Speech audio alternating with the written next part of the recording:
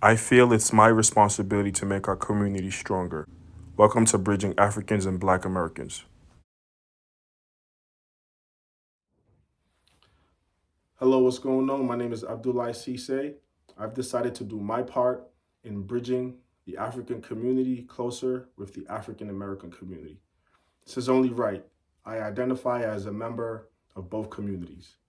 The ultimate goal of bridging Africans and Black Americans is to create free programs that bring the two communities together, that allow us to work together and play together. Before these free programs, though, I want to learn what's prevented us from doing this in the past. To learn more about this disconnect, I've decided to interview 50 generational Black Americans and 50 Africans. In these interviews, we'll talk about our differences, our commonalities, and what we can do in the future to bridge Africans and Black Americans together closer. Check out this interview. So, what would you like to see more of in the immigrant African community and from the immigrant African community? I would like to see more opportunities for inclusion.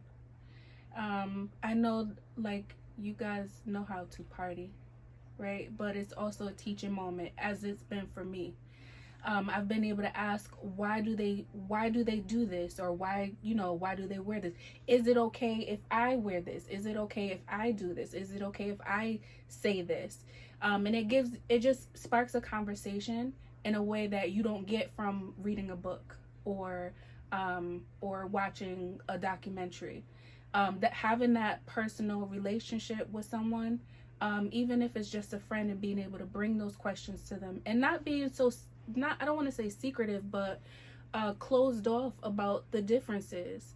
I think it will make people more accepting of of each other. So for me, it would definitely be inclusion.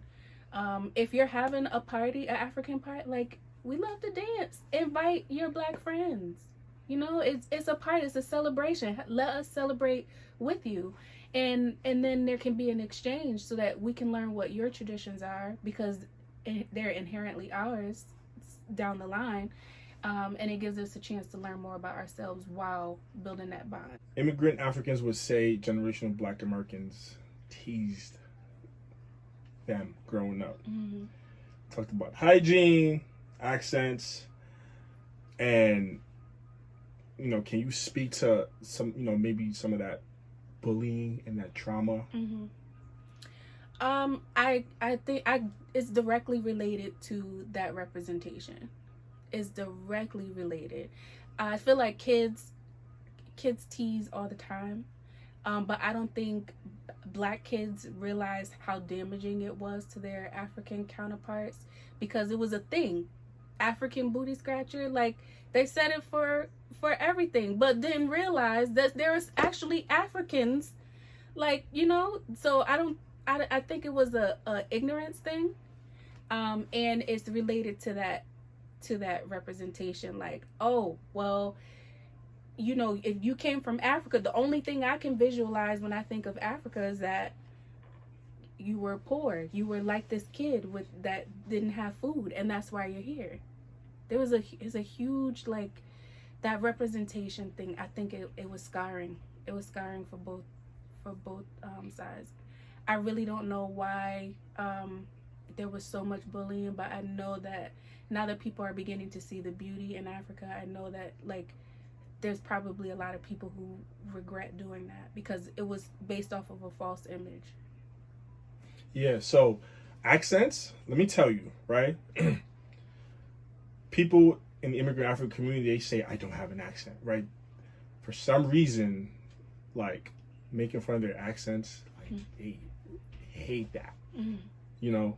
It's like some of them hate it and they wish they could change it. They want to be able to speak it fluently and this and that. And I couldn't relate. I don't even think I ever got called an African booty scratcher, to be honest, but everyone else did. What are some ways that you think we could become stronger together? Do you have anything else to add to what could make us stronger? What more can make us stronger together? Is there anything else? Yeah, I think can do a lot to create some extracurricular resources for our kids, where they're getting that full on education about what Africa is, because we joke about it. I joke about it with my husband all the time, but when Black History Month comes up, I always say that is not your history. Black history, African American history is, yes, it affects you, it affects your life now, but your ancestors were not the ones that were enslaved here, and I know that slavery happened in some parts of Africa as well, but the stories that they're telling are not your ancestors that were on the ships. So there's a little bit of a disconnection there, and it's sad that I think about it, what it would be like for my son if he had two African parents, to have to sit through Black History Month and hear stories about slaves and try to relate to that history. That's not his history. He's Black, but that's not his history. So why is that the only thing we're showing our children? So I think there are some agencies, some resources that we can pull together for our children, so we can start that deprogramming now. And then representation matters. When we show what Africa looks like, show the beautiful parts, not just the parts that are impoverished, not just the parts that need help, because that's all I grew up seeing. I know there are beautiful parts of Africa, and there are people have been able to travel, and thank God through social media they've been able to show parts that we've never seen. But I think that is a huge reason why there's been a hesitance to go back, because that's all we for years and years and years. I'm 32. For years and years and years and years, I'll say, I didn't start seeing other pictures of Africa and videos of the beautiful parts of Africa until the last maybe 7 or 8 years. So that's a long time to see these villages and these places, and it probably doesn't even look like that anymore. But after you've been shown something so long, you just can't get that out of your head. And then when you combine that with maybe the exclusion that we may feel here, it's like, well, I want to go, but I don't know if they're going to be accepting of me. I don't know if they're going to be if I'm going to be embraced when I go back and I'm trying to learn. Or are they going to feel like I'm appropriating? Are they going to feel like I don't belong? And then we still continue to have in entertainment stories about that. Look at Black Panther, one of the biggest movies. That was the perfect chance to bridge the gap. But here we have Killmonger, who goes back to embrace this culture, right? And it's somewhat shunned. Like, some people try to embrace him, but he felt shunned, and he's tried to seek revenge because of the disconnect there. So I think we have to tell more stories of people blending, bridging the gap, getting it together, because there are so many of us who are dying to know who we are and reconnect with that culture. But we feel like there has to be some permission given by the African community to embrace it, and some willingness to teach us what we're asking. When do you plan on taking Bentley back to Guinea? When do you plan on going to Guinea? As soon as we we're still tying up some loose ends here to make sure that it's safe, under the climate, under the current president, to travel back and forth. But as soon as that is up and coronavirus is not, still lingering, I plan on doing it, because it's so important. It's as important as for me connecting with my Panamanian heritage.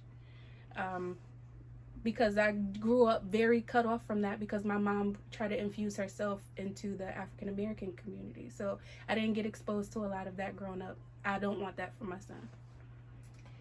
What can immigrant Africans learn from generational Black Americans? I think they can learn that, we are more accepting and willing to embrace new things than it's perceived. I think representation has worked against us on the opposite end as well. So there are a lot of people who that are Native Africans who have grown up seeing hip hop as the only representation of what African Americans are, or criminals as the only representation of what African Americans are. And I think that plays into their unwillingness to want to get to know the people in the diaspora, in the African American community. I think that plays a huge thing, because they, if they constantly show us as criminals on TV, or ghetto or uneducated, or that's gonna be lasting, just like those visuals of the village and the poor kid with that's hungry is lasting in ours. I think those images are lasting in those communities. So I think we want to learn. It's not like we are satisfied with our culture as it is, and the seeming lack of tradition. We want to know. We want to get to know those things. I think that's one thing they can learn. I agree. The images that were in between, it's the wall. I'm telling you. Absolutely. What can generational Black Americans learn from immigrant Africans? I think they can learn that there is so much beauty in our history, and that our history extends past slavery. For us, in the educational system, it's like we hear the first thing we hear about is the boat. Is the boat that we were brought over, enslaved, in chains, in shackles, and then slavery starts. But I think we can learn from Native Africans that our history extends beyond that, and there's so much beauty there. That there are our brothers and sisters that did stay there, and their tradition is still alive, still thriving, still beautiful, and still something that we can infuse into our culture today. You've been married to an African for a while. Mm-hmm. I hope you picked up at least one word in his native language, Mandinka. I'm gonna put you on the hot spot, 20. It's so funny that you say that, because we were talking about so I'll be honest and say he does not share much of that with me. And it's hard for me to distinguish between when he's speaking French and when he's speaking his native language, because I feel like he speaks more French than his native language. How are we gonna change that? Your last name is Cisse. You know your last name. Mm-hmm. Do you know the history of it in the Mandinka tribe? No, I just know that it holds weight. That's all I know. Is deep. So good and bad in traditional Africa, like your last name kind of told your job, and you were carpenter or the peacemaker or the warrior or the educators. And Cisse's, we were the educators, so we were highly ranked in the Mandinka tribe. The Mandinka or Malinke tribe. This is one of the most famous. There's a few I guess well-known figures from that tribe. You got Mansa Musa or Mansa Musa, the uber wealthy king from Mali. Mm-hmm. Kunta Kinte, he's also Mandinka from the Gambia. So, this is the tribe that you married into. So, learn a word or two. Absolutely. You can say Ambe, that means bye. Say Ambe. Ambe. Yeah. All right, done. Cool.